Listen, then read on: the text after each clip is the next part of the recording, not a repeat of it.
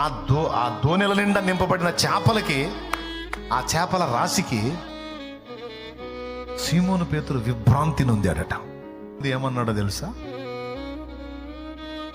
యేసు ప్రభువా, ఏమి ఛాన్స్ ఇది, 2 దోణెల నిండా చేపలు ఇచ్చావు, స్తోత్రం, కొంచెం టైం ఇస్తే బయటికి పోయి బేరం పెట్టుకుంటా ప్రభువా అల్లా. బయటికి పోయి ప్రభువా, ఈ 2 దోణెల చేపలు అమ్మానంటే ప్రభువా, ఇంకా దోణి కొనొచ్చు, వలలు కొనొచ్చు, మామూలుగా డబ్బులు రావు ప్రభా. నన్ను ఇంతగా ఆశీర్వదించావు నాయన, స్తోత్రం నాయన.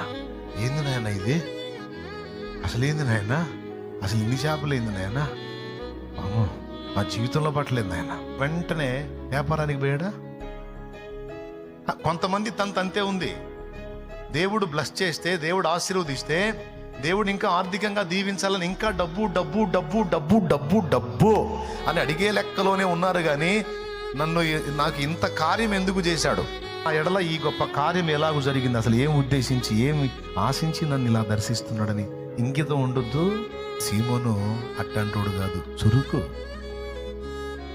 ఆ చేపల రాశికి విభ్రాంతి నొంది ప్రభు ఇలా కూర్చొని ఉంటే మోకాళ్ళ ఎద్ద సాగిలపడి వాళ్ళ దగ్గర తలొంచి, ప్రభువా నన్ను విడిచిపోము, నేను పాపాత్ముణ్ణి అన్నాడు.